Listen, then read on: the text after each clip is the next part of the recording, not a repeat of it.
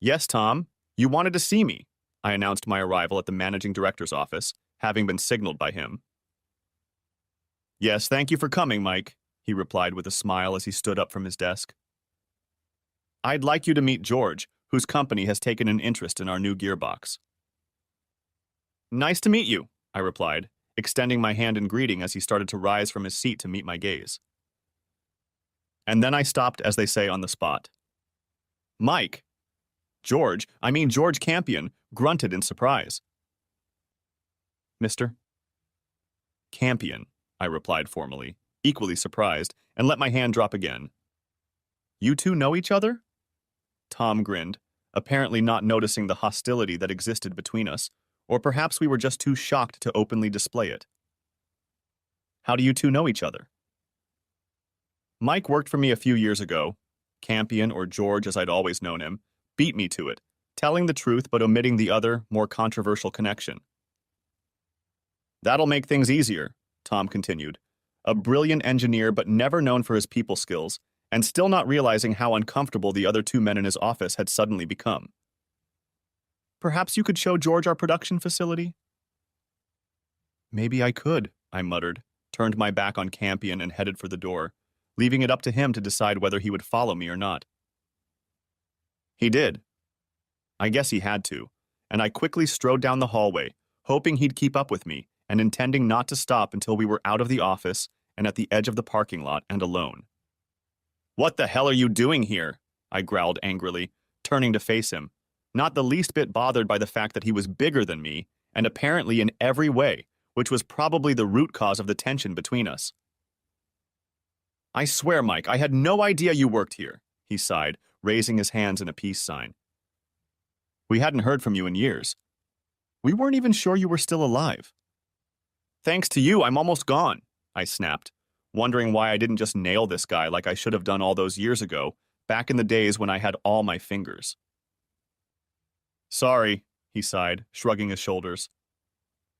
What else can I say? I stared at him, fighting the urge to allow myself just one punch that it would take for me to drop him to the floor and not get up for a while longer. He knew it too and stood there, nervous but making no move to defend himself. If he'd known how much easier I could hurt him than the last time we'd met, he might not have done it. If he knew the things I'd been involved in over the years, he might not even have done it and gone off to search the horizon. That's history, Mike, he broke the silence, nearly choking on his words. A lot of water has flowed off the bridge since then.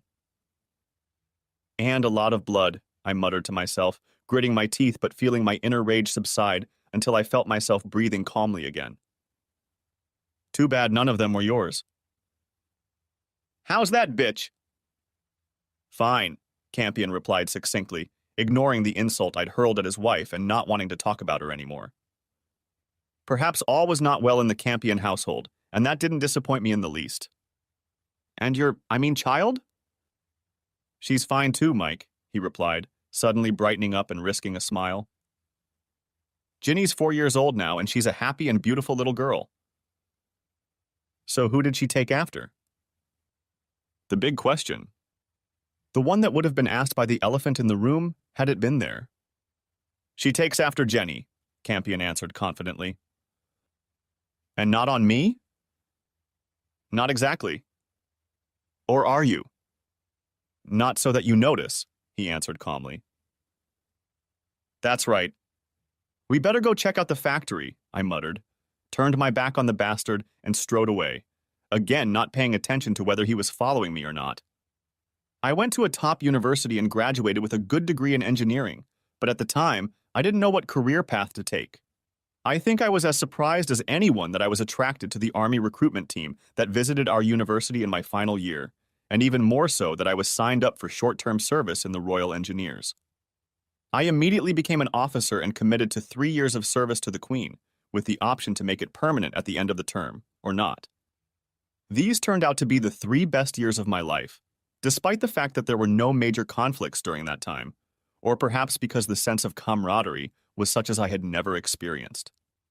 I made captain, but at the end of my 3 years of service, despite all attempts to convince me to stay, I decided that I did not consider the Army my calling. To tell the truth, It was just hard for me to imagine killing anyone if hostilities broke out, which they surely would at some point, and I was in a position where I would have to do it. This was in spite of the fact that my skill with weapons, especially a pistol, surprised me. If only I had known at the time how easy it would be to use a handgun in a real-world situation, I might not have gotten away so easily.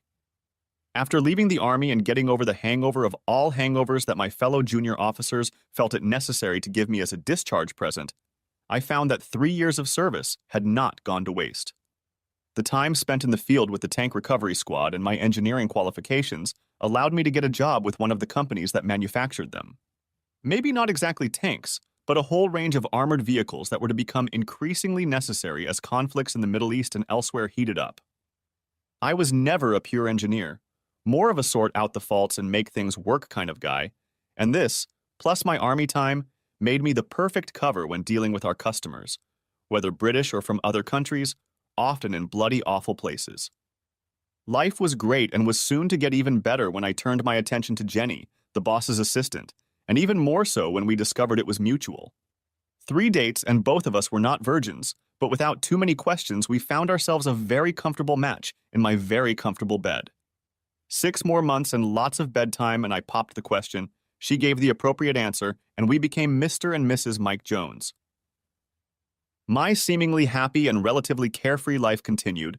We settled into a new house, albeit with a huge mortgage, and 2 years later I was informed that I would soon be a dad. Oh, the bliss.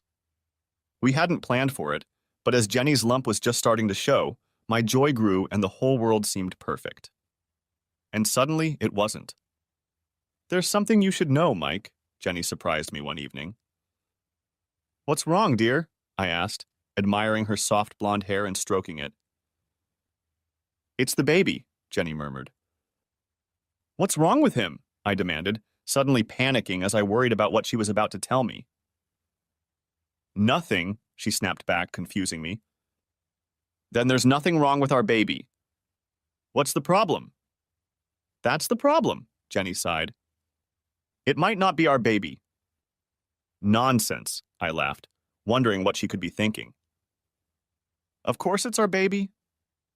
What I mean, honey, my wife whispered, a tear rolling down her cheek. It may not be your baby. I stopped laughing. And even stopped breathing. I'm sorry, Mike, but I just couldn't hold it in any longer. Who's the father? I demanded, holding back tears. It could be you, Mike, she dodged the obvious question. Or, came out of my mouth and I nearly choked on the word. George, she sobbed, and it was the death blow to our marriage. George was, of course, none other than George Campion, her boss and my boss at the time. When did it start? I asked, nearly sobbing. But that wasn't the question I should have asked. It was more a matter of the fact that they just never stopped. They didn't stop when we were first dating and only calmed down a bit after we got married. My wife had been having fun with our boss since her 19th birthday, when Campion invited her to the celebration and ended up seducing her. Not surprisingly, she decided it would be best if we didn't tell each other about our previous history. That night my life changed, and indeed I myself changed, and perhaps some would conclude, not for the better. Perhaps it would have been better if I had gone and beaten the bastard up and gotten over it, and then maybe I wouldn't have subsequently committed other behaviors that I wasn't so proud of. Perhaps the fact that he too was ex-military, but not an engineer, but a Royal Marine and the heavyweight champion of the combined forces, could certainly have influenced my decision. That, and what I discovered when I burst into his office the next afternoon. Instead, I took the easy route, left my wife and told his wife about what was going on between our spouses. Both divorces were surprisingly quick, and theirs were messy, despite the lack of children. Ours was far less serious, not even a question of paternity when Jenny and Campion moved in together quickly, once his wife kicked him out and he took responsibility for the child. It wasn't until later that I realized the interest he took in other employees' children, but having none of his own, maybe it went to his head. Or maybe it didn't, and it was just my imagination. It's not my problem now. At least I got a house, albeit with virtually no equity because of the mortgage. It's hard to believe now that I so easily turned my back on what could have possibly been my child. I guess I just didn't think about the possibility. I drank, or at least I started drinking. But memories of the hangovers I suffered after being discharged from the army kept me from overdoing it while I was job hunting. Army? Why not? As it turned out, the why not was that they weren't really interested in a returning officer running away from a broken marriage. I was pissed, but truth be told, the signals I must have been signaling at the time hardly made me a good fit. Don't laugh, but I considered joining the French Foreign Legion, but didn't immediately realize that would have been a disaster, so I went back to square one. No job, no plans, and a house I couldn't afford and hated anyway. I assessed my situation, realizing that while I was still a young man, my entire career had been in the military or military equipment, and listed all my contacts that came to mind to decide which of them might be useful, if any. Most of them fell below the line as I was hardly going to be a civil servant, and governments in countries like Nigeria did not need people like me. There was one name I hesitated to put on my list but then kept coming back to it. The old Mike would have crossed it out and picked up an eraser, but the new Mike didn't. Could I? Would I? Hey, Carl. I started the phone conversation and introduced myself, surprised at how quickly he invited me over. What went wrong in your life? What do you even think about it? Asked Carl without mincing words. I told him and he just nodded. He didn't seem to care about it as much as the British Army. You made captain? He asked, and I confirmed that I had. Did you serve? Followed the next question, and I was forced to admit that I had not. A qualified engineer? I think that question went over well. Rifleman level with a rifle and submachine gun. It's rare to find an officer capable of marksmanship, he laughed at his own joke. His next question, however, made me freeze for a moment. You've never shot anyone. If it came to a critical situation, would you be able to? Yes, I answered, trying not to give away the tremor in my voice. The image of Campion in my scope helped me a lot. Well, maybe you'll find out if you really can, Carl snapped back. Because if you can't, you probably won't get your award in time. That's how I became a mercenary. A soldier of fortune. Weapons for hire, or in my case, a gun, a set of wrenches, and a theodolite. After renting a house on a long-term lease, I found myself on a plane bound for the Middle East to be part of a multinational squad to protect a leader in the Middle East. I will call him king because he was. At least sort of, although some may have felt that his record of protecting the civil rights of his people left much to be desired. The West couldn't openly support him, but he was a bastion against the rise of Islamic forces that threatened even worse things, and that's where we mercenaries came in. My job with the small squad was to monitor and maintain our equipment, which didn't seem too dangerous, and remained so for quite some time. When it did, it came without warning and was a personal test for me to see if I would freeze or not. It was also a test to see if I could keep the promise I had made to Carl back in the UK. The armored personnel carrier drove past our workshop without even noticing us, nor did we pay much attention to it. Not until the engine roared and the vehicle rolled straight toward the gate to the courtyard, where the king's quarters were located, breaking through the first barrier and crashing right into the anti-tank barriers, where it came to a crunching halt and about a dozen heavily armed fighting soldiers poured out of it. Firing short, accurate bursts at the guards caught off guard, they veered to the left to interrupt and kill as many of them as possible and as quickly as possible, and a couple of grenades discouraged the others from leaving the safety of the barracks. Then they regrouped and headed back towards the royal chambers, taking out 2 ceremonial guardsmen whose swords were no match for their automatic weapons. All I had was my sidearm, and the same could be said for the 3 mechanics who, bless their cotton socks, were brave or foolish enough to follow my lead.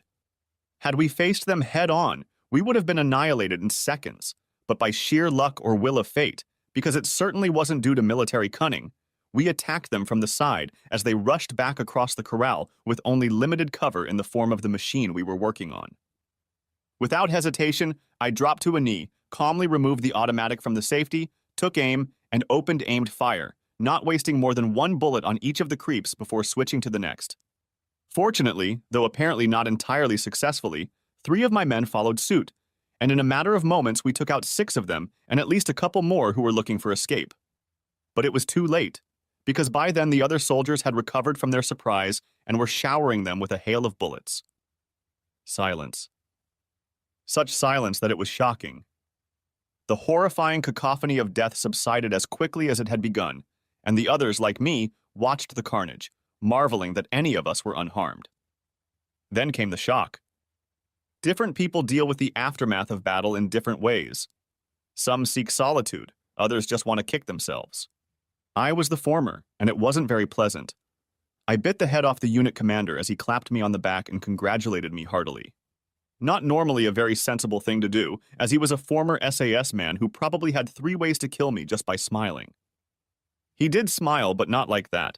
He just told me to report to him when I got my wound dressed. What? I reached up to touch my cheek, which was starting to hurt by then, but my arm was covered in blood. Just a wound, he brushed off my problem.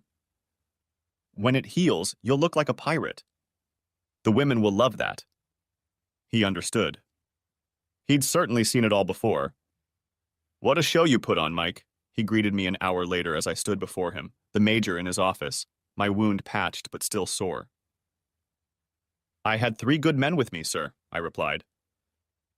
They did a good job, Mike, he grinned. But it looks like you personally took out 5 of them with that little damn gun. Screw it, I missed one of them, I replied, and we laughed. It wasn't actually very funny, but finally the tension that I had no way of releasing was gone, and the 2 of us laughed heartily at a very unfortunate joke. Seriously, Mike, he interrupted the fun, where the hell did you learn to shoot like that? In the British Army, I shrugged. It just worked itself out. What the world has come to, he sighed. A bloody engineer with a sense of humor who can shoot accurately. What's next? I knew better than to offer no answer, so I just smirked back at him. A compliment, even a perverse one, from a senior comrade with his track record is not something to be taken lightly. The king has confirmed the reward for the 4 of you, he announced, surprising me. 3 of your men will each be able to buy a new car. I could use a new car, sir, I responded, feeling the meeting growing more informal. The men will have to think about a Ford, and you can think about a Jaguar, Mike, he grinned. And just when I thought I was about to be let go, he suddenly became serious again. Mike, have you ever been to Africa? He asked abruptly. 3 weeks on a business trip to Kenya and a vacation in Morocco, I replied, generally unimpressed. Central Africa, he continued, almost growling. They need an engineering officer there, and it will be twice as profitable. Why would that be? I asked, already guessing the answer. Simple arithmetic, my boy, he grinned, relaxing again. Twice the risk, twice the money, and a bonus if our client wins that day that will make your mouth water. Twice the risk? More like 3 times, the major admitted. Our man is trying to overthrow some bloodthirsty despot who won't quit. And our man? Oma, the current leader's cousin, and apparently not much better than him, but he and his supporters are the ones paying the price. Sounds fair, I nodded in agreement, which seemed to go down well. But why do they need me? They need engineering experience, and the last 2 didn't last long, he informed me, becoming serious again, which was a sure sign of what could happen to them.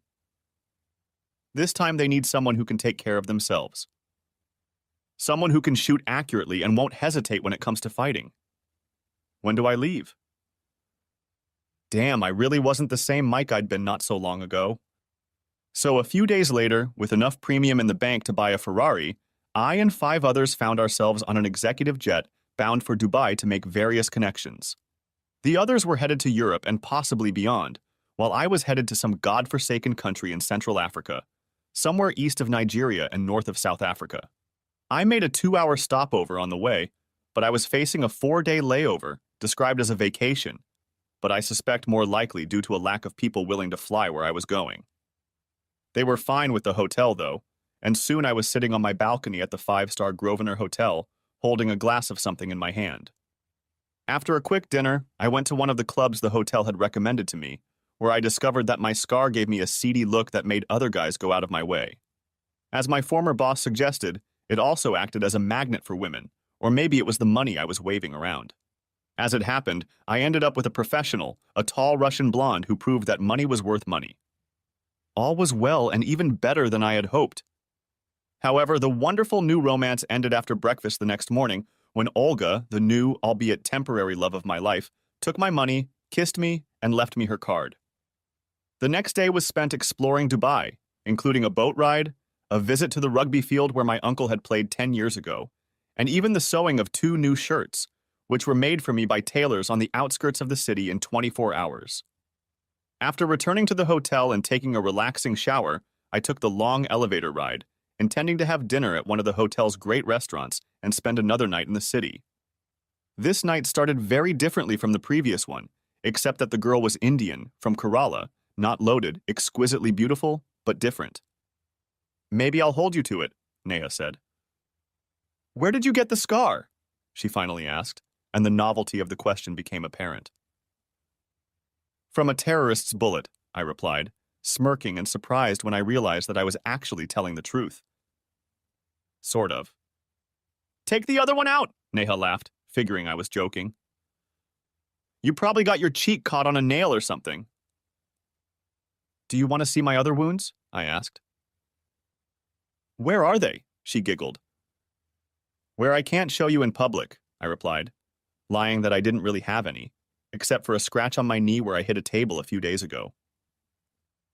"My hotel is right down the road," I challenged her.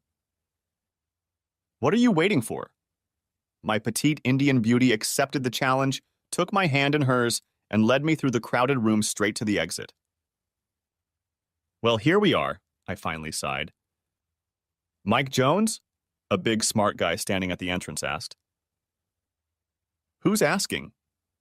was my obvious answer when asked such things in places like this. "Carl sent me, and there's an airplane waiting for you at the airport, standing on the tarmac." "You've got to be kidding me," I growled in frustration. "I'm sorry, but I'm serious, Captain Jones. I'm afraid you're going to have to take a rain check." "I'll have to get my things out of my room," I remarked, hoping I'd get to fondle the gorgeous Neha at least a little. "Your stuff is already packed and in the car, Captain?" He spoiled my plan. "Sorry, but the plane is really waiting. We have 2 other guys looking for you." "So it really was a bullet wound," Neha spoke for the first time, looking at me with a slightly different look. "She almost missed," was all I could think of to say. "She almost destroyed you," Neha remarked. "Sorry, but the plane is actually waiting on the tarmac, Captain," the man repeated, trying not to give away his excitement, and I took Neha in my arms with an exaggerated sigh, kissed her, and then had to let go. "My card, Mike," she said, handing me a very chic-looking business card. "Stop by and see me next time you're here." That's pretty much what happened. I was being driven away in a huge black Mercedes, trying to forget what pleasures I had just missed, and the beautiful Neha was waving goodbye to me. "Sorry about that, Captain." A man who didn't give his name spoke up after a while. "Some woman, this Neha." "Do you know her?" replied I in surprise. "Only by sight and reputation, unfortunately," he grinned back. "She would be a good prey for any man." "But she only works in a restaurant," I muttered, looking at the card she gave me. "Look again," he commanded, and I looked. "Jesus," I replied. "She's the manager. She only looks 20. "She's 27, he informed me, amused by my surprise. To us Europeans, Indian girls usually look young, and she not only manages it, but her family owns it, and it's one of the best restaurants in Dubai. They have places in half the capitals of the world." "As you say, not a bad find," I sighed, and that was the end of our conversation, and I began to ponder if I was doing the right thing. The plane was indeed waiting for us on the tarmac when we arrived at the site, and honestly, my first thoughts were whether it would even be able to leave. It turned out to be the Eastern European equivalent of a DC-3 Dakota, but not as beautiful and not preserved even half as well as the DC-3 SI had seen. I didn't panic, but I sure as hell wondered about it, and my first impression of the pilot did little to dissuade me. He, Vladimir, looked like something left over from World War II, which the airplane may well have belonged to, and his conversation left a lot to be desired.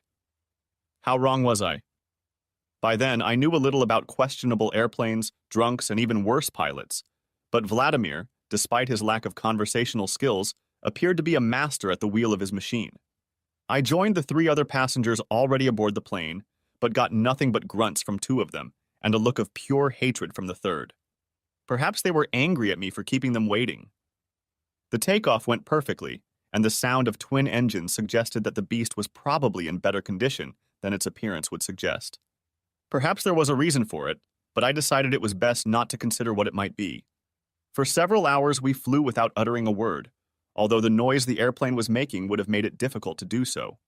Then the nose of the plane dipped down, it backed up, and I realized we had landed, only because the pilot was unlikely to turn off the engines if we were still in the air. I had hoped.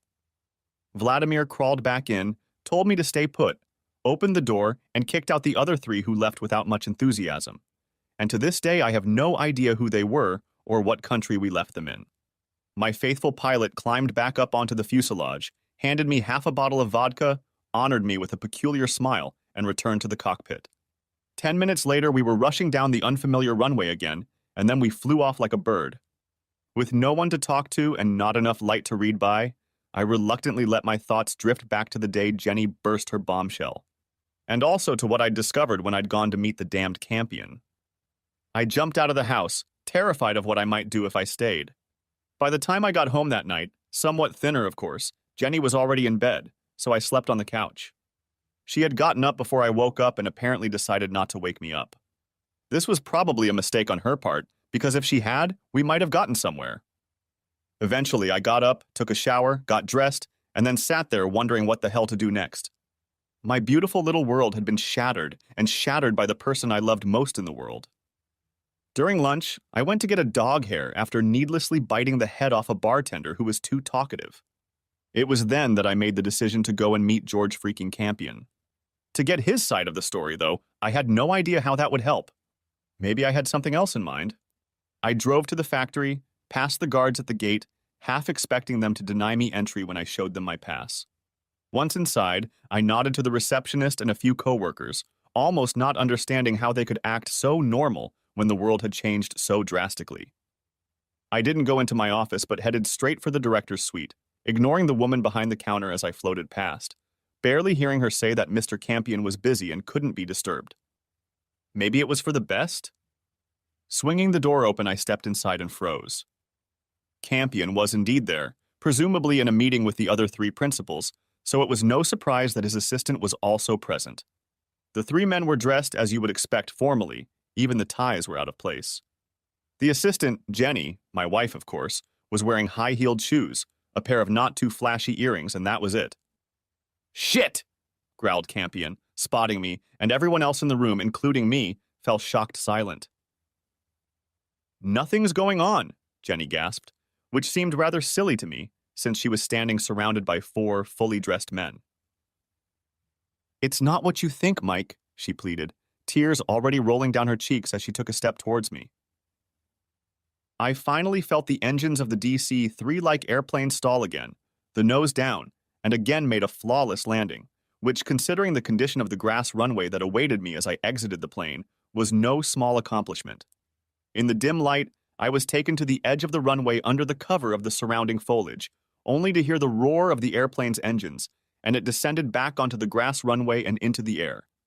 I was about to ask why it flew away so quickly when I got my answer. A shell, probably a mortar shell, exploded a couple hundred yards from where I was standing with a blinding flash. It wouldn't hit the airplane, but the second one might well have. "Let's get out of here," my guide suggested. "And by the way, welcome to hell." I didn't need a second invitation. It was truly horrible. We lived in tents that we had to move frequently unless they spotted us. The temperature was a little lower than in the Middle East, but with the high humidity it was almost unbearable. There were insects everywhere, some as big as chickens. I exaggerate about chickens, of course, but you get the point. We also had to be shelled regularly while our enemy tried to gain a foothold on us. It was not a good time to be told that things were not going well for us, although I could quickly realize that myself. The doubling of salary lost its luster pretty quickly, and the prospect of a mouth-watering bonus seemed unfulfilling. The problem, of course, was that you couldn't just say, "I've changed my mind. Please take me home." If I wanted to pull out, I'd have to try to survive the 6 months I'd signed up for, and pray that Vladimir and his old airplane were still in one piece, or hope against hope that things would change. It got better, and then it got worse again. My team of mechanics, some of whom were locals, a German, 2 Frenchmen, and 2 guys of dubious origin, had pretty much lost enthusiasm for their work. More accurately, they were pissed off and doubted they would ever see any form of civilization again. Their future didn't look very bright. If I wanted to get out of this situation in one piece, I had to give them some hope, and that wasn't easy. We looked around the base, as it were, and I was surprised to find that our man, Oma, was indeed with us, though I half expected him to be somewhere in the palace, keeping out of the fighting. Perhaps he wasn't so bad after all? It soon became apparent that most of our heavy weapons were out of action, or as my French commander told me, HS, and there were no spares to get them back in working order. Without them, we had no serious answer to the attacks of the thugs, as the enemy on our side were called. They were, of course, beginning to realize this, and their attacks were becoming more and more brazen and direct. "You've seen the problem, Captain. Now what the hell can you do about it?" Those were the first words Oma said to me when I was brought to him, and he was sitting there surrounded by 2 senior officers, 1 black and 1 white. "Well, I can put in 1 more medium machine gun if I take down all the others, but then they'll all be written off. Same with the mortars, although we'll have to jury-rig them since they're all defective. I may be able to get this old 75mm one to work, but I doubt it." "That's about what your predecessor said, but he never succeeded," remarked the white officer. "He didn't live long enough to recognize it," remarked the black, not very encouragingly. "That's still not enough," Oma remarked, smiling despite the bad position he was in. "We need more." "We don't have more," grumbled the white man, who was beginning to like me. There might be a way, I sighed, almost regretting my silence, and soon found all 3 of them staring at me, waiting for me to tell them how I was going to accomplish the impossible.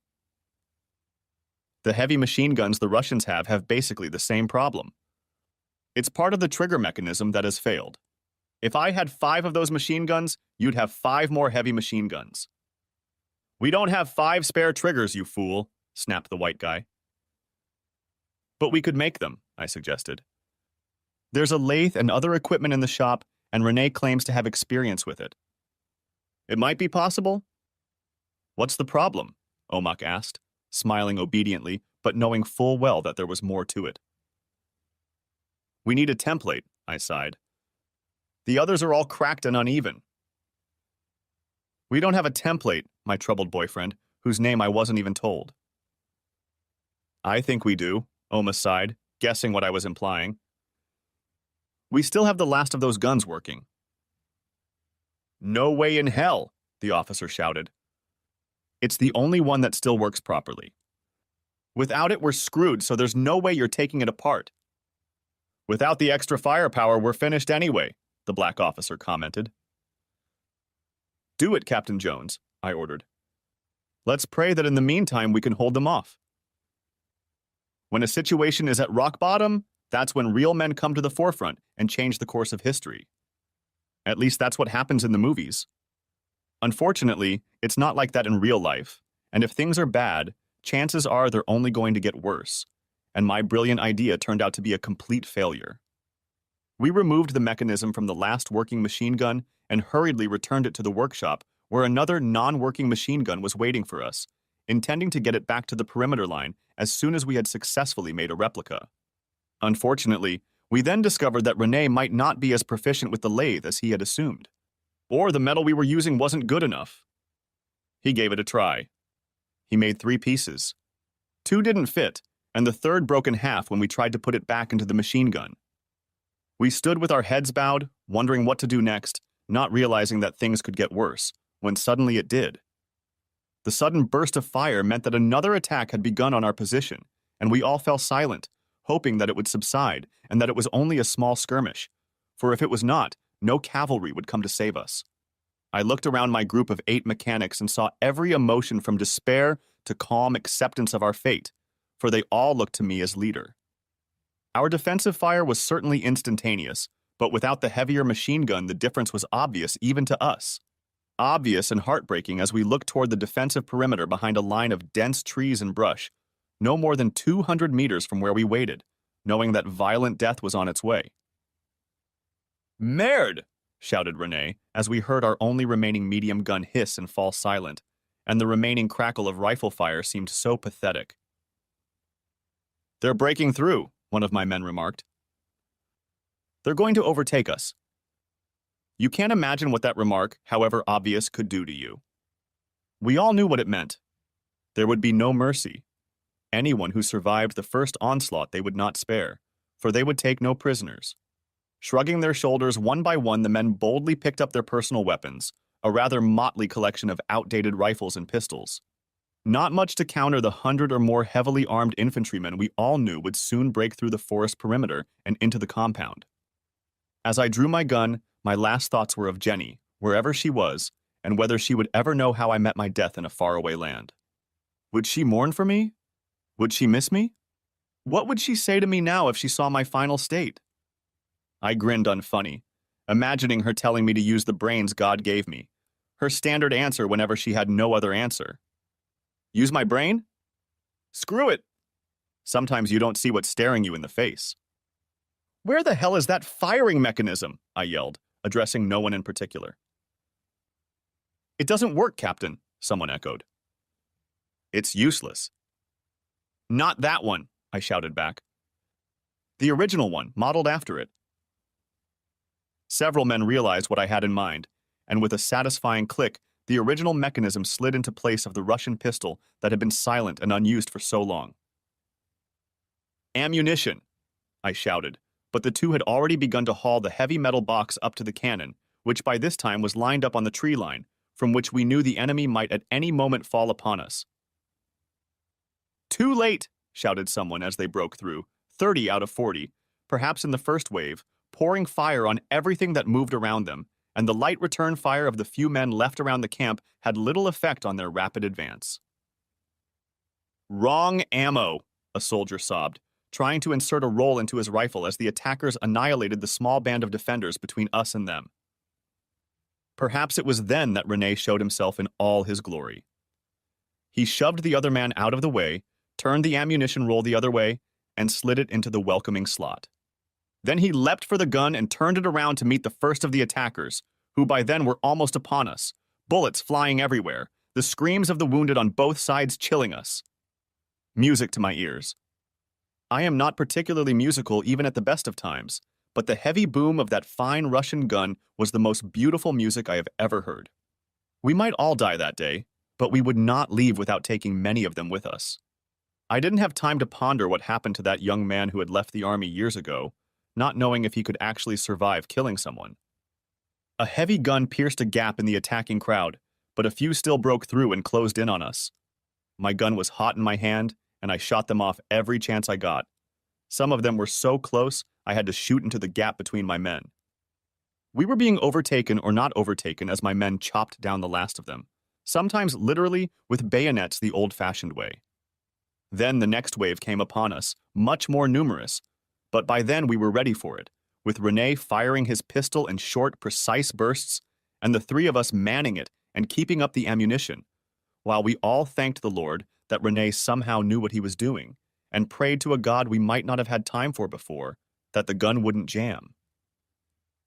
The thing is, in the middle of a battle, you have no idea what's really going on. Maybe some general does know, but we didn't have one on hand, so we just kept fighting for our lives. Of course, we didn't know that the attackers had rushed right into our ambush, though we didn't realize we had set it.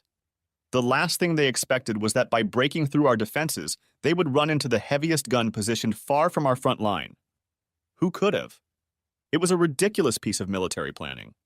So ridiculous that it turned into a massacre as their troops poured into the kill site and our surviving troops on the perimeter closed in behind them. I lost 4 of my men that day, including poor Rene, but we had little time to mourn them. We had no idea that they were planning their major offensive that day, and of course the truth of the matter is that if we hadn't happened to take that machine gun out of the front line, we would have been defeated, and I would have ended up in an unmarked mass grave somewhere in a far, far away land. As it was, my only wounds were the little finger on my left hand, which was torn off without me even noticing it at the time, and a shallow wound on my chest. I could pretend it was from a bloodthirsty enemy, but it was actually from one of my boys when he lost his grip on a bayonet. This battle didn't win the Civil War, but it certainly turned the tide. News of Omok's victory convinced various forces to side with him, seeing at last a real chance to depose his highly unpopular cousin. Within 10 weeks, Oma had taken a major city in the country, suffering relatively few casualties on either side, and, perhaps more importantly for us mercenaries, a gold mining complex, not a very large one, but without which the huge bonus we had all been promised might not have been paid. Personally, I took almost no part in the skirmishes that followed, busying myself with replenishing our supplies and adding captured items to our inventory. But the day after this first major success, Oma did pull me aside to speak to me privately. "Brilliant military tactics to take the heavy cannon away, Captain Jones," he congratulated me, patting me on the shoulder. "Total luck," I grinned back. "But my men have performed admirably under fire." "Nonsense," he grinned, barely containing his laughter. The tactics were perfect. We set a trap, the enemy was ambushed in a classic ambush, and we defeated a vastly superior force. "If you say so, sir," I grinned back. "Yes," he replied, winking at me. "That's what the press will hear, that's what the world will believe, and that's what my bastard cousin will have to face when he tries to rally his troops." I just smirked back, shrugging my shoulders in agreement. "Stick to that story, Captain, and your whole crew will get a little more, and you'll get a bonus on your bonus." "Consider it done, sir," I agreed, saluting him and wondering if I would have lived to see my bonus if I had argued. The press release did come out, though, and the world learned of Omaha's brilliant strategy. It mentioned the help given by a junior officer with the rank of captain, but somehow they managed to misspell my damn name. Women? What about women? As unpleasant as it may be to some sensitive people, where there are men with money to burn and nothing else to do with it, there will be women willing to help them with their problems. Olga in Dubai was somewhere at the very top, and the women in this hole were at the very bottom. Almost all of them were lecherous older sluts, and the few who had not yet reached that stage were striving for it. To their credit, I don't think it was their fault. But I refrained. There was only one of them, a pretty enough young African woman, easy enough on the eyes for me to be tempted. But the line was too long, and officer status in this situation offered no advantages. A dollar, pound, or euro meant more than rank or position. Unfortunately, it was unlikely to remain so attractive for long. So I abstained. That all changed as we swept through the war-torn country, women and girls greeting us as their saviors, while their own men may have died in battle or simply kept a low profile. It was then that my abstinence failed me. I confess I took my prize twice as a conquering hero, a prize, I should add, on both occasions given freely. It may not have been my finest moment, but they both seemed to enjoy it. Then things changed again. Florence appeared. Oh, Florence. Our troops stormed into what was flatteringly called the capital, but was really nothing more than a small town in which not a single shot was fired. My contingent arrived only a day or so later, and we set about finding a place to base ourselves, and then a place to sleep. Soldiers being what they are, and with the town still functioning on some level, there was room on the list for a drink, and the main bar in town was quite suitable for that. Of course we weren't alone. The place was already crowded with other soldiers with exactly the same idea. Then again, where men congregate, a certain type of woman congregates as well, though I was content to just stand and watch the merry-go-round, sipping a nice cold but unfortunately not very tasty beer. I knew I shouldn't have interfered, but a girlish scream caught my attention.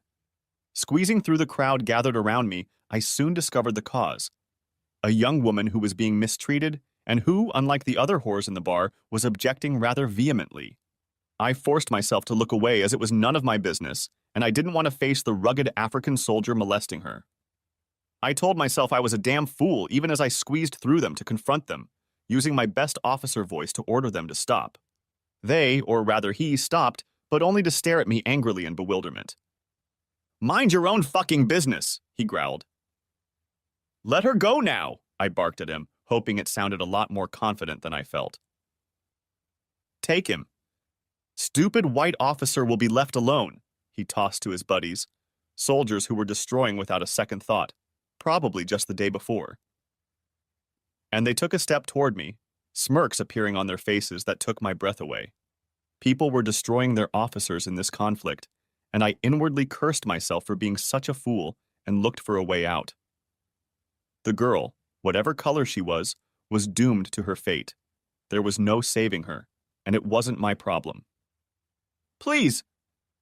Perhaps it was the pleading tone of her voice, or maybe it was the French accent. But more likely it was the way her eyes caught mine and stared defiantly at me. Startling clear blue eyes that silently told me I was her only chance and begged me not to leave her. Idiot. Damn idiot that I was. Instead of turning away, I stood my ground, knowing there was only one way to keep them from beating the crap out of me and possibly destroying me. I pulled out my gun. My gun! My small caliber pistol that had served me so well in 2 battles. They hesitated and then apparently decided that I wouldn't use it, and if I did, I wouldn't be able to take down more than one of them. Either way, the whole place went quiet, every eye fixed on us waiting to see what would happen next. Who's first? I gasped with laughter, waving my gun back and forth, having already decided that the guy holding the girl would go to his own first, even if the others got me. He was a brave guy, I had to hand it to him, and he'd obviously faced death before, realizing, perhaps from the way I handled the gun, carelessly taking the safety off, that I knew how to use it, and would use it, and that from this distance I was unlikely to miss. I could see the fear in his eyes, realizing that perhaps he too had made a fatal mistake, but he didn't flinch. As I pulled the trigger, I knew it would end badly, but it was too late to retreat. Oh shit. What I'd been through, all for some damn woman I didn't even know. Stand down, came a deep, commanding voice from somewhere behind me, a voice my mind struggled to name. Lower your weapons, Captain, that's an order, came the next command. You men stand back and let the girl go. We all hesitated, but no one moved from their seats, and there was an anxious silence in the room, save for the girl's quiet sobs. Now, came a sharp shout from behind me, and I, finally recognizing the voice, lowered my gun. The men in front of me realized who it was too, perhaps the only person in Africa who could have made them back down like that at that moment. Put the gun away, Captain, Oma ordered more calmly, standing between us and glaring at my opponents until they backed away, and the one holding the girl let her go, albeit reluctantly, and she rushed to hug me, flooding with tears. However, that didn't stop them from looking at me with hatred in their eyes, making it clear that the matter was not yet settled. Damn fools, Oma scolded his soldiers. You're lucky he didn't shoot you all. No such luck, one of them muttered, still looking at me angrily. You think not? Oma continued. Do you realize who this officer is? You don't recognize him? You don't recognize the man who saved your pathetic lives in this hellhole just a few weeks ago? The looks of hatred disappeared and were quickly replaced by smiles. A buzz went up in the bar, and suddenly every man in the bar wanted to shake my hand or buy me a drink.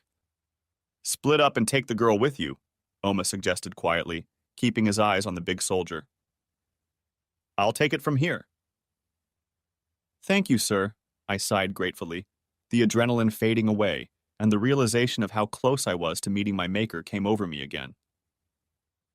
We're equals now, he grinned. Why? I asked. For spelling your name wrong, he chuckled, and then burst into laughter. His rolling laughter was infectious, and soon the whole bar joined in, everyone including me. Everyone except the poor young woman still clinging to me. We had broken up. We left, and I led her down the dusty street until I found a rundown convenience store for privacy. What the hell were you doing in a bar like that? I demanded angrily, taking off my shirt and wrapping it around my shoulders. I thought they could give you a job, she whimpered, still clinging to me. Why do you need a job? I asked, calming down a little, unable to understand how such a young, pretty white woman could be looking for work in such a war-torn neighborhood. No money, she replied simply, her French accent becoming less distinct as she calmed down. How old are you? 19, she replied, but I raised my eyebrows questioningly. Well, yes, 18, she admitted. But I'll be 19 this year. You're still in school, I sighed, deciding that our 10-year age difference made her too young for me, which was a shame. Still? Hell no, the girl threw back. I've heard women deny being sluts with less anger. Her recovery from the horrible ordeal surprised me. I sighed, wondering how the hell I'd gotten myself in this position. Time to get the details. Who the hell are you, young lady, and why are you here? Shouted I. She was actually Belgian and had just left school a few weeks ago, an expensive private boarding school in England. Her father, a Belgian diplomat, was on his way with her to South Africa, where she was to spend the summer with family friends in Cape Town. On the way, they stopped for a week so her father could attend to official business, confident that the rebel army was entrenched in the south of the country and unlikely to survive the week. Unfortunately for them, some clever person had removed the trigger mechanism from a heavy machine gun and changed the course of the war, but of course they didn't know that. As it turned out, her name was Florence. Our return flight was canceled, and suddenly government soldiers were pouring into the city, fleeing the rebels. Monpap argued with some of them, and they shot him dead. They destroyed him? No, she replied, tears streaming down her cheeks at the memory. He lost a lot of blood, but the hospital was still working then and saved his life. A Red Cross plane came out and they put him on it. I just pray he's alive. Why didn't you go with him? There wasn't room. Daddy was barely conscious and I had to let him go, she sobbed, and went on to tell how she went back to the hotel where they were staying and didn't give a hoot until she was kicked out that same day, unable to pay the bill. That's how she ended up at the bar looking for a job to earn some money. There was no chance, of course, except on her back on some dirty mattress, which is where she ended up. So where are you sleeping tonight? I asked her. Where are you sleeping? She threw back nervously. We'll see about that, I hummed. Where is this hotel located? Over there, she replied, pointing to the best hotel in the place, located across the street from where we were standing. It looked pretty nice considering where we were, although it would probably be closed in Europe. I grabbed her arm and almost dragged her towards the hotel entrance, walking into the front desk looking like I owned the place. The lady wants her room back, I told the guy behind the counter, who looked Turkish but probably wasn't. She didn't pay the bill, he muttered back, ignoring me and openly scrutinizing the rip in her shirt that was too big for her. I said the lady wants her room back, I repeated, putting my hand on the hilt of my gun, and he showed clear signs of changing his mind. Then a handful of local currency thrown in front of him seemed to convince him. And a room for me, I continued, hesitating to refuse. You don't need one, Florence intervened, and this time it was she who took my hand, grabbed the keys off the counter, and dragged me toward the stairs. So we went into the room and lay down on the bed. I could have fallen in love with her, and maybe I really did. But when I arranged for her to call her parents in Belgium, which wasn't that hard in this horrible place, saw her burst into tears when she learned that her father was alive and well, and heard her mother's shouts of joy when she learned that her daughter was alive too, I sadly had to let her go. 6 days later, I put her on a plane to safety, telling her that I had bought the ticket cheaply without telling her that it had cost me a month's salary. She cried profusely from the moment we arrived at the airport until we boarded the plane. I held back the tears until she could no longer see them. It was necessary to end the war, and we left the next day. The war dragged on rather than ending with a bang. We all got the promised honors, or the next of kin of those who didn't live to see the end. I myself walked away with money I could have made in 10 years back home, tax-free, safely stashed away in an offshore bank. The question was what to do with it. I spent some of the money on a layover in Dubai, and this time I flew in something more comfortable than Vladimir's old rusty box. I tried to track down the charming Neha, but found that she had been transferred to Europe a month or so before to run a restaurant there. I consoled myself with another Russian girl, perhaps not as beautiful as Olga, but no less keen. She, too, turned out to be cheaper, but that may have been because I opted for a 3-day deal. Campion's arrival at my new company, JS Components Ltd., where I took a job a year or so after returning from Africa, came as a complete surprise, although perhaps it shouldn't have. We manufactured specialized gearboxes and axles, and Campion's company had previously been a customer of ours. I had dealt with JS myself when I worked at Campion, shortly before Tom took over. They hadn't done business with JS for a while, but then we hadn't had such an advanced gearbox for a long time. We made a deal with an American company and did a unit under license based on one of their designs, which gave us a technology advantage and allowed them to enter the European market. A good deal for both of us. We actually came up with a clever modification to their MK6 unit, which we shared with the Americans, and made an agreement to market it as the MK7. It all looked very promising. And then Campion came along, and all those thoughts I had kept bottled up for years came back to haunt me. Things that I thought I had put in the past suddenly started to haunt me, and haunt me hard. I hated that bitch, Jenny, of course, but the reality was something much more obvious. Something I was having a hard time dealing with. Trying to contain my hatred after what I had seen and experienced was very difficult. After showing him the factory, I ran away as fast as I could, and Campion, like me, was eager to put distance between us. The problem was that he needed our gearbox, and the truth, as unpleasant as it was that a good order from his company would solve our expansion plans. So Tom, good old boy that he was, happily left me to make arrangements with my old buddy George. George Bloody Campion, of course. The deal was to outfit 40 of their armored response vehicles for an obscure North African branch of a French company. For those in the know, that could mean they could end up anywhere from Syria to North Korea. Money talks, of course.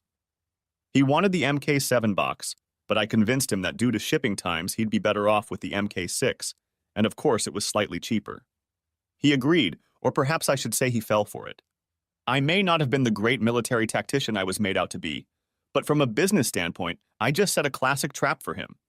If he hadn't been so uptight about communicating with me and done his homework, he might not have gotten caught. 4 months later, I was back in Tom's office, and a rather annoyed Tom was sitting behind his desk. "What the hell were you thinking, Mike?" He pounced on me. "You should have known." "That Campion's cars were supposed to end up in Syria?" I grinned back at him. "No, I didn't know for sure, but I guessed it would be somewhere in that area." "Turned out pretty good, I reckon." "But for God's sake," he continued. "The MK6 works under license, and the Americans have embargoed their equipment. How are you going to hide that?" "You can't," I agreed, trying not to smile too broadly. "They're not going to get them." "Damn it! Who gave you the right to do something so stupid?" "Do I really have to answer that question?" I asked, maintaining a respectful demeanor. "Okay, maybe you do," Tom sighed. "So you can be the majority shareholder, but I remain managing director until I retire." "Right. That's where my hard-earned salary and bonus went. I put my cush into JS components, and with Tom's agreement, opted for shares instead of a percentage of my salary for a while, until I got a controlling interest. But by the time this all blows up, you'll be retired and sitting on some sunny beach with your wife," I reminded him. "Maybe," he agreed. "But that could send us to the bottom.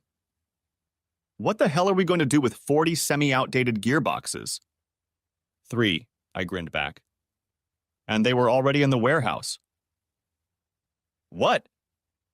"All the gearboxes going through production are actually MK7S, and they are, as you know, not under license or embargo." He knew, of course. Although it wasn't widely publicized at the time, both we and the Americans were well aware, when we signed our agreement, of the advantages to both of us of having equipment that was not subject to their own embargo rules. "So you're going to replace the MK7 crates with older ones when the problem is discovered," he muttered almost to himself. "That's right," I agreed.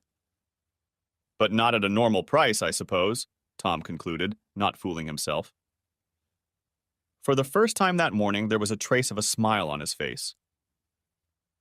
"Extra production costs, canceling an order, readjusting production lines, and so on and so forth. All of that costs money. The price should be much higher. All costs we won't actually incur." "Exactly," I confirmed. "More profit for us and a bigger exit bonus for you, Tom." "But why Mike?" he finally demanded. "It's not like you. The money will be welcome, but it's just not the way JS Components operates." "Let me tell you a story, Tom," I sighed, a little hunched at the thought of having to tell about the relationship between Campion and me and a certain woman named Jenny. But I did, and in all its gruesome details, and Tom even cringed, sensing my pain, when I told him about my last visit to the office and how I'd caught his wife. I think I understand, Mike, Tom told me when I finished my story. But don't let it change you. Don't let it warp your view of the world. I promised him I wouldn't let it. We broached the subject of the wine cabinet, and he left me alone. Everything fell into place almost the same day, 3 months after my meeting with Tom. Campion's company had already received 3 MK6 boxes and had done all the engineering work to fit them to their cars. They demanded more to get the production line running, at which point I bombarded them with a barrage. "We're having a bit of a supply problem," I addressed their production manager, fortunately a man I didn't know too well since he had been bought in after I left. "Hopefully there won't be any delays," he replied. "We have everything set up and the first delivery should be in a few weeks." When I suggested that he might not get them, he exploded, and I had to wait for him to calm down before continuing. I suggested he meet with his supervisor to straighten out the problem, to which he readily agreed, not realizing that I wanted to retaliate right where the problem originated. So it came out like this. "What the hell do you mean you can't supply gearboxes?" Campion snapped at me. "You've had them in production for months. If you let us down, we'll sue you." "Embargo problems," I replied calmly. "What embargo problems?" he exploded. "The French are our customers. We Brits don't have a problem with them. But our MK6 is manufactured under license from an American company, and they have a problem with a certain party in Syria." Even as I spoke those words, I could see the color leave his face. "What the hell?" He started but fell silent, knowing full well how I find out about such things. "But you should have known when we signed the order. Why didn't you say anything?" "Maybe I did, maybe I didn't," I smiled back at him. "You bastard," he hissed, finally realizing I'd set him up. "You planned this. You planned it damn well." "Just like you planned the end of my marriage," I growled back, intending to take my rage out on him. "I hope you and that bitch are still happy, because when I'm done with you, it might not last." I hadn't thought about what his reaction might be, but what I got wasn't what I expected at all. Campion, the big macho, ex-Royal Marine, ex-boxer, just burst into tears. My anger faded away and I stood there feeling nothing but embarrassment. I've seen grown men break down in the heat of battle, but this was different. I just felt awkward and didn't feel the glow of vengeance I expected. "Jenny," he finally sobbed. "We're not together anymore." "I didn't know that," I told him, my emotion utterly confused. "I caught her cheating on me," he explained. "I forgave her, but 6 months later she left and did it again. She promised to end it, but I put an investigator on her and found out she was dating one of my suppliers. It's been a few years now, and the other couple, and probably others too, were just fun on the side." "I'm sorry," I mumbled, not knowing if it was serious or not, but not knowing what else to say. We had a big fight, I kicked her out, and she went to live with her lover. I couldn't let them leave so easily, so I bankrupted the bastard. Now the couple live in a cheap rented house, drive an old wreck, and are pretty miserable by the looks of it. And rightly so, I remarked, surprised he hadn't even considered the similarities of his situation to mine. "But I still love her, Mike," he started sobbing again. "I miss her every day." "Poetic justice," I muttered, but if he heard me, he didn't say anything back.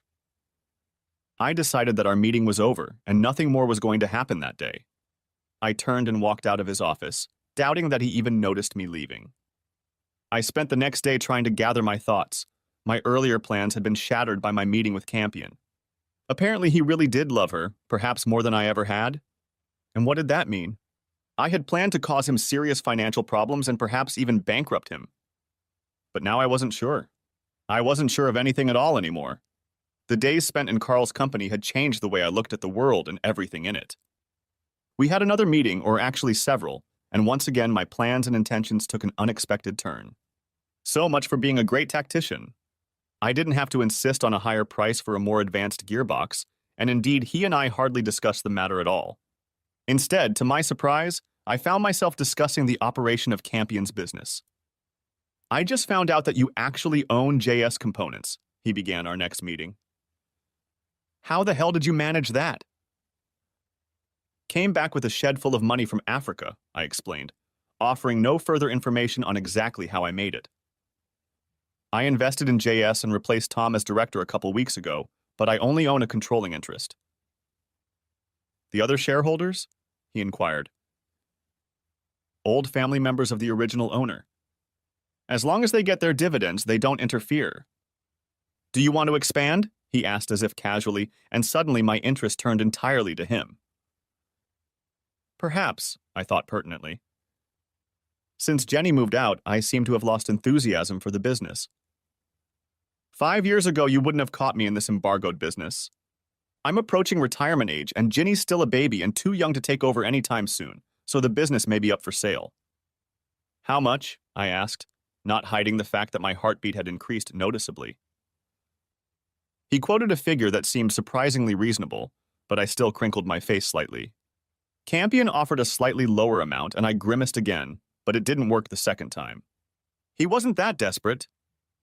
I'm not sure I can raise that amount, but I'm certainly interested.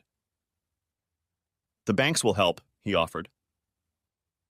How about half that amount, 51%, I suggested, and he sat looking at me, pondering. That would give you a controlling interest, he pointed out the obvious. That's good, but can I trust you? I sighed, seriously considered my answer, and came to the conclusion that I no longer hated this man, and after interacting with him for the past few months, I didn't even dislike him. I checked on Jenny's situation, and it was just as he said it would be. She was, well, she just didn't live in my world anymore. In my mind, she was nothing. I think you can do it, I said finally. Believe me. I really think you can do it. I think I believe you, he replied, smiled, and held out his hand for me to shake. We had to check for skeletons in the closet, and there were none. A deal was agreed, and it went through, giving me the option to buy back the remaining shares at any time over the next 5 years. I would become managing director, and George, at my suggestion, would remain chairman. It was amazing how easy it was for two men who had been cheated on by the same woman to become close. He was to become chairman of the board, but planned to stay in the background so he could spend more time with his young daughter Ginny, over whom he had custody.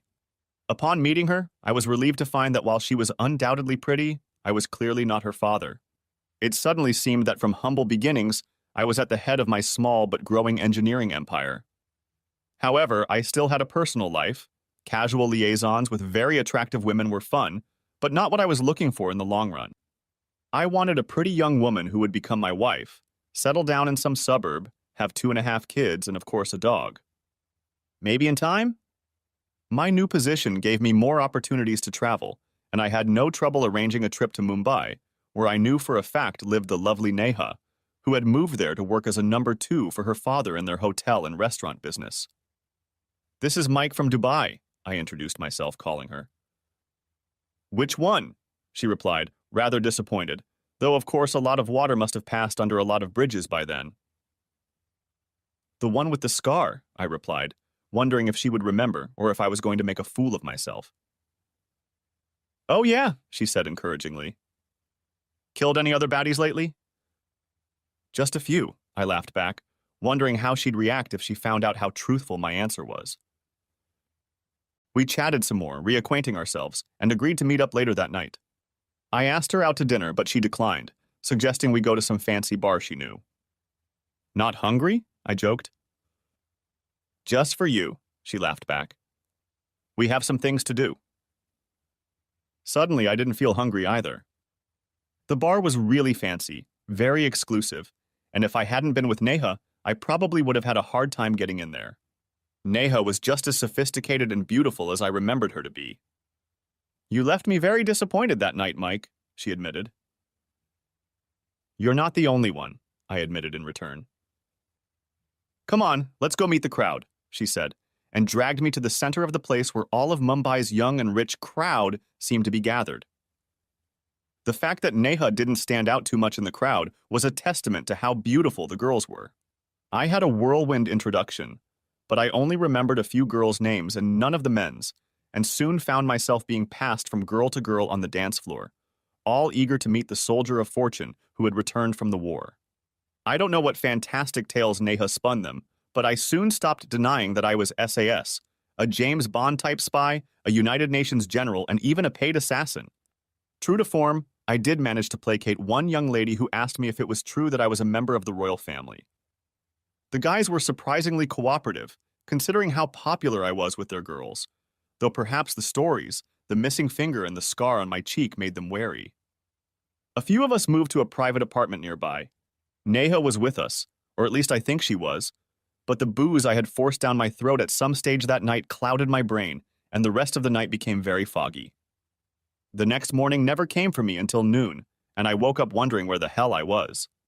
I figured out that I was at least within a few hundred square miles, and only then realized that I wasn't alone in the bedroom. Finally awake? She laughed delightfully. Unless you're an angel, I grinned back, unsure if even a naked angel could be as beautiful as this girl I didn't even recognize. Breakfast? She asked. Who are you? I demanded, remembering the night before. What are you doing here? I drew the long straw, she replied, bursting into laughter at her joke. How did I do? I joked back. I don't know yet. You were totally out of it when I helped you back to my room, she informed me. Where's Neha? You mean nah, she smiled back at me. I have no idea and I don't care. So who's having breakfast, me or breakfast? I did end up enjoying breakfast, but as you'll realize, not until 4 or 5 hours later. The following week was just incredible. I managed to meet Neha and even spent the last couple nights with her.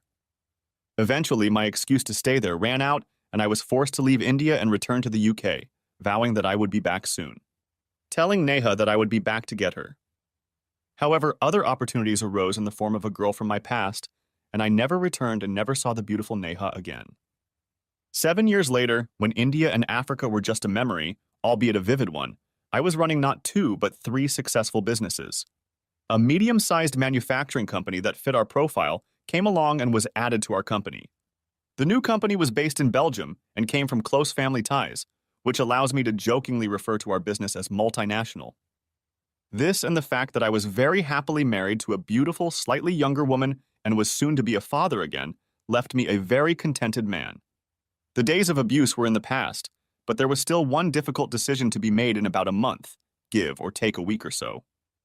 It was about what to name the boy we were expecting, Mike after me or Jean-Paul after my wife's father. Either way, he will join his adorable 2-year-old sister, whom we named Florence, after her mother, of course. And with that, I hope I've left enough clues for you readers to guess how my story arrived at such a happy and quite satisfying finale. I finally have a truly loving wife. A wife who still enjoys telling anyone and everyone how her husband will always be her hero and how he once saved her from a terrible fate. Maybe someday I will embarrass her like she embarrassed me by telling someone all the details. Thanks for watching. I hope you enjoyed it, so subscribe to my channel and watch the next video.